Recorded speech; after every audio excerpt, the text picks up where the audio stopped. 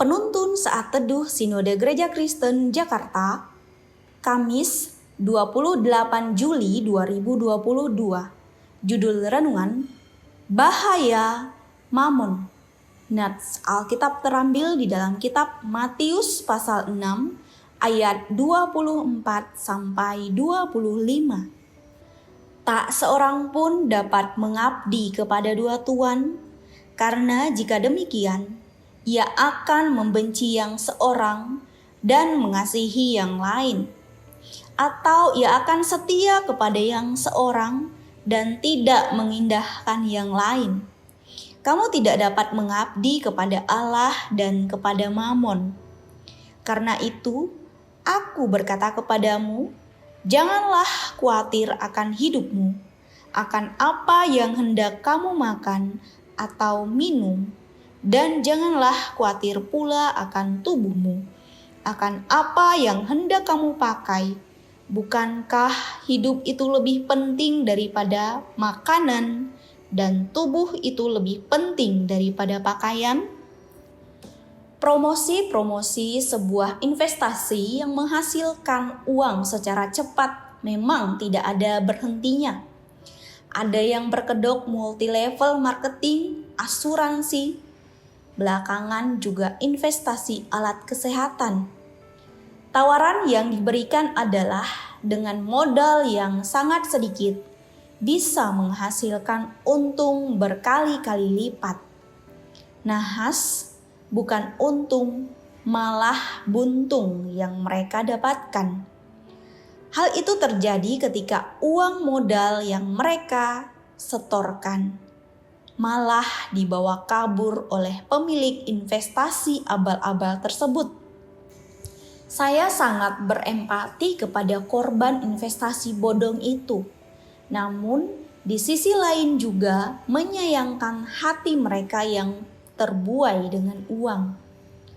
Tuhan Yesus pernah mengingatkan para pengikutnya untuk tidak terjatuh pada perangkap mamon atau uang. Yesus berkata, tak seorang pun dapat mengabdi kepada dua tuan, karena jika demikian, ia akan membenci yang seorang dan mengasihi yang lain, atau ia akan setia kepada yang seorang dan tidak mengindahkan yang lain. Kamu tidak dapat mengabdi kepada Allah dan kepada Mamon. Ayat 24. Orang-orang yang mengabdi kepada Mamon mempercayakan seluruh hidupnya pada uang, bukan pada Tuhan. Tidak heran apabila orang-orang tersebut sering mengalami depresi, putus asa, dan khawatir karena merasa kekurangan uang. Mereka menaruh perhatian yang berlebihan kepada uang, sampai mereka gagal menaruh keyakinan dan pengharapan yang sepantasnya kepada Allah. Tidak heran apabila orang yang mengabdi kepada Mamon ini mencari uang kesukaan mereka itu dengan cara-cara yang jahat. Mereka menipu, mencuri, menggelapkan uang orang lain, korupsi, dan lain sebagainya. Jadi, Yesus mengajarkan pengabdian kepada Allah. Mereka tidak perlu khawatir karena Allah akan memelihara mereka. Ayat 25. Allah yang akan memenuhi semua kebutuhan mereka. Saya teringat perkataan Paulus dalam Filipi pasal 4 ayat 19. Allahku akan memenuhi segala keperluanmu menurut kekayaan dan kemuliaannya dalam Kristus Yesus. Memang benar, Tuhan Allah adalah penolong yang pasti dalam hidup kita.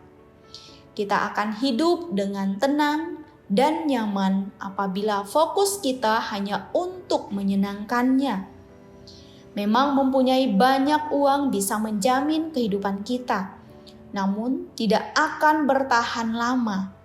Uang itu bisa hilang kapan saja dari genggaman tangan kita ataupun rekening bank kita. Jika kita menaruh perhatian kepada uang, maka kekhawatiran akan menghabisi kehidupan kita. Hanya kasih Allah yang tidak akan hilang di dunia ini.